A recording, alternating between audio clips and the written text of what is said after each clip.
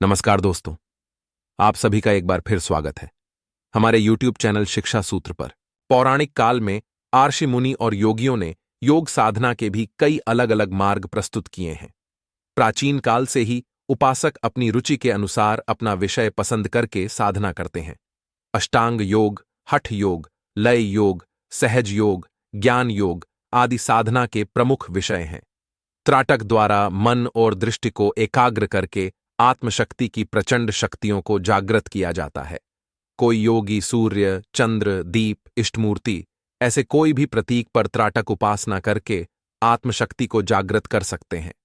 इस साधना में कोई पूजा मंत्र आदि का विधान नहीं होता है। ये शरीर से की जाने वाली एक यौगिक प्रक्रिया है और प्रत्येक व्यक्ति को आत्मशक्ति के साथ अनेक स्वरूप फलदायी होते हैं। त्राटक अर्थात अपने मन को नियंत्रण में रखना, उसे भटकने से बचाना। दरअसल साधारण अर्थों में यह एक ऐसी साधना है जिसमें साधक अपने मन को बांधकर अपने अंतर्मन को जागृत करता है, अर्थात साधक अपने मन को स्थिर कर लेता है। इसके लिए साधक किसी एक ही वस्तु पर अपनी दृष्टि को एकत्रित कर देता है और वह लगातार दीर्घकाल तक उसे देखता रहता है। इसी क्रिया को त्राटक कहते हैं।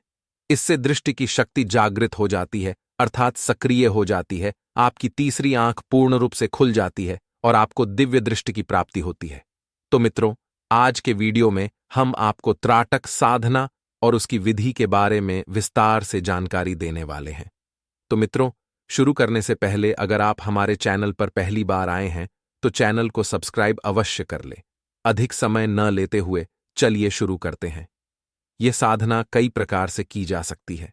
इसके लिए आप किसी देवता की एक तस्वीर, किसी बिंदु, दीपक की लौ, दीवार पर चिन्ह बनाकर अथवा किसी दर्पण के सामने बैठकर अपनी भ्रकुटी पर ध्यान एकत्रित कर इस साधना को कर सकते हैं।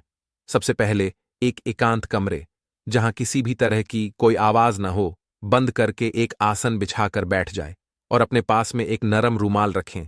कमरे में अंधेरा संभव हो तो सबसे उत्तम रहता है। आप रात्रि के समय भी इस क्रिया को कर सकते हैं। अब आप अपने सामने दर्पण या दीपक की लौ रखें अथवा आप दीवार में एक चिन्ह भी बना सकते हैं।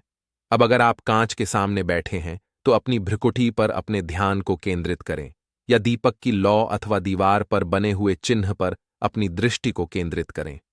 लेकिन ध्यान रहे, आपने इस साधना के लिए जिस माध्यम का चुनाव किया है वह एकदम आपके नेत्रों के सामने और कम से कम 2 फुट की दूरी पर हो। अब बिना पलक झपकाए उस माध्यम की ओर टकटकी लगाकर देखें। अभ्यास न होने की वजह से आरंभ में कुछ तकलीफ होगी, आंख में पानी भर जाएगा और पलक झपकाने की इच्छा भी करेगी। लेकिन जितना संभव हो सके आप पलक को ना झपकने दें। आंखों में जलन भी होगी, पानी भी गिरेगा। पानी गिर रहा हो तो नरम रुमाल से उसे हल्के से पोंछ लें। अगर ज्यादा जलन हो तो कुछ पलों के लिए आंखें बंद कर लें, लेकिन तुरंत वापस न खोलें। कुछ देर बाद वापस इसी क्रिया को दोहराएं। प्रारंभ के कुछ दिनों में इस क्रिया को कुछ देर करें, फिर इसकी समय सीमा बढ़ाते जाएं। जब इसकी अवधि 10-15 मिनटों तक पहुंच जाए तो आप त्राटक करने के बाद आंख बंद कर उसी माध्यम को देखने का प्रयत्न करें। कुछ दिनों तक यह आपको अस्थिर नजर आएगा। त्राटक की समय सीमा बढ़ने के साथ साथ इस माध्यम का कुछ स्थिर होना आरंभ हो जाएगा और आपको महसूस होगा कि एक पीली ज्योति उस माध्यम पर जा रही है। उस वक्त आंखों के मध्य के अगल बगल आपको पीले रंग का धब्बा भी नजर आ सकता है, जो कभी दिखेगा और कभी गायब हो जाएगा।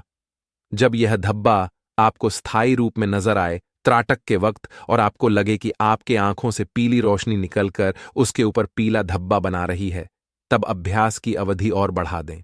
अभ्यास बढ़ने पर पीले रंग के धब्बे के बदले कभी कभी हल्का लाल या हरा रंग भी दिखाई पड़ सकता है।